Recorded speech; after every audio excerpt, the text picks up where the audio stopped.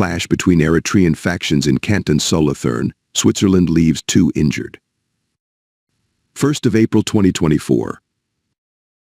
Late Sunday evening witnessed a tense altercation between rival Eritrean groups in the canton of Solothurn, resulting in 2 individuals sustaining injuries. The confrontation, which took place in the commune of Gerlafingen, prompted swift intervention from law enforcement authorities, who utilized water cannons and tear gas to quell the rising tensions.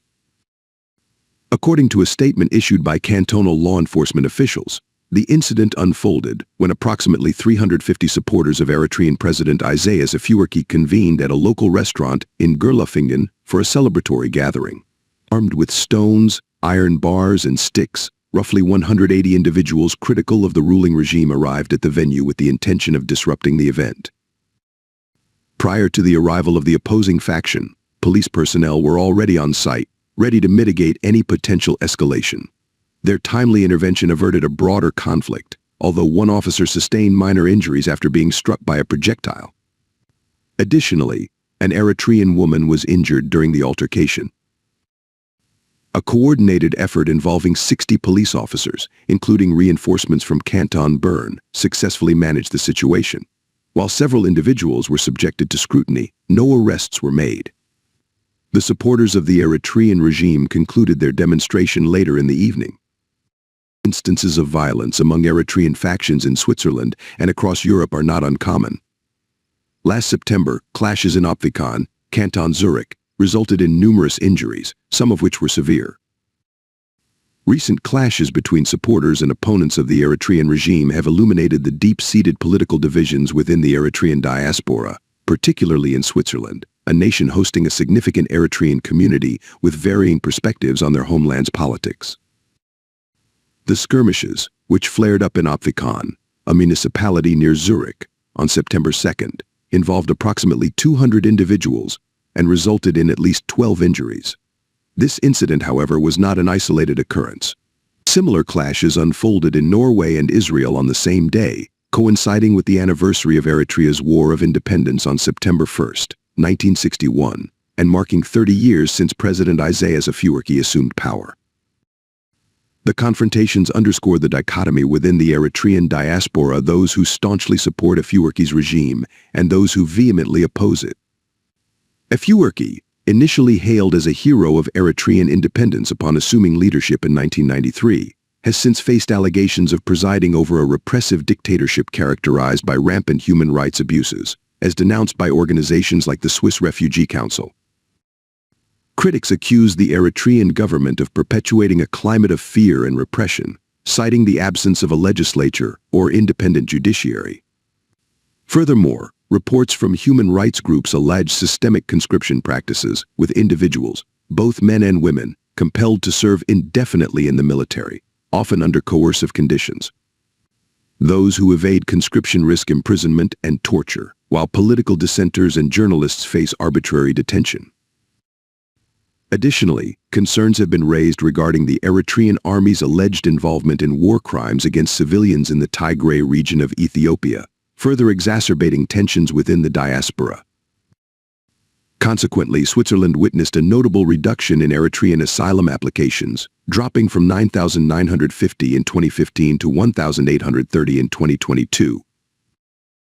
Despite the declining trend in Eritrean asylum applications, Switzerland remains a significant destination for Eritreans seeking refuge, with the majority of decisions in 2022 resulting in either asylum or temporary admission, reflecting a protection rate of 85%.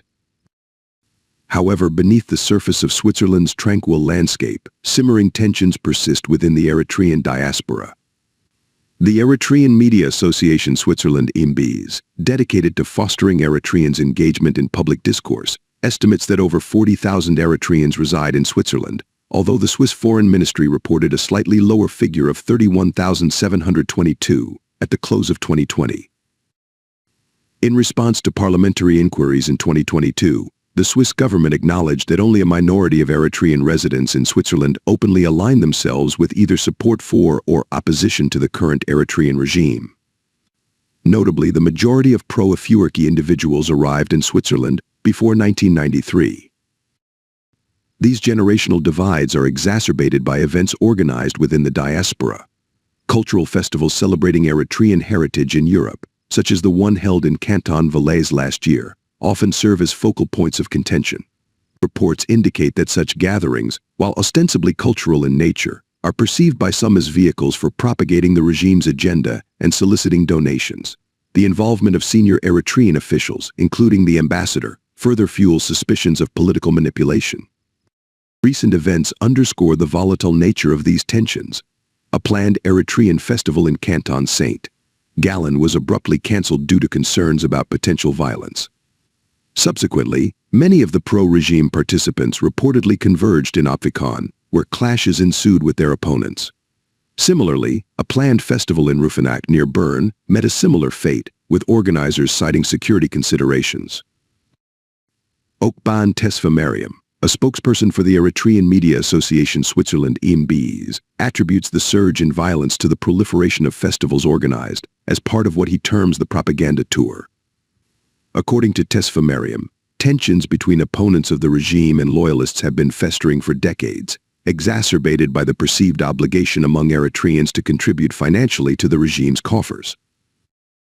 Despite mounting allegations of manipulation and coercion, the Eritrean embassy in Geneva remains silent in response to inquiries from swissinfo.ch regarding these accusations.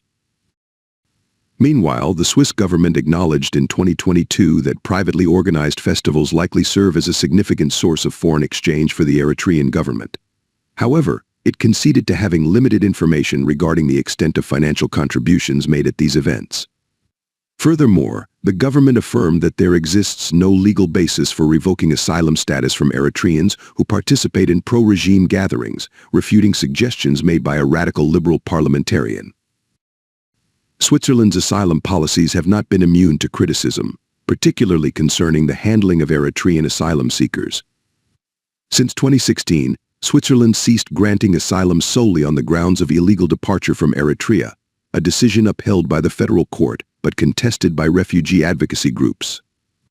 Moreover, the court ruled that the imminent threat of conscription in Eritrea did not inherently preclude the deportation of rejected asylum seekers. In a diplomatic context, Switzerland engaged in high-level dialogue with Yemeni Gibrieb, the special advisor to President Afwerki, during his visit to the Swiss capital in October 2021. While discussions with Gibrieb touched upon the imperative of compliance with international humanitarian law amid the conflict in Tigray, Switzerland also voiced concerns regarding enforced returns. Despite Switzerland's persistent efforts, Eritrea steadfastly refuses to accept involuntary returns from any country, rendering Switzerland unable to carry out deportations.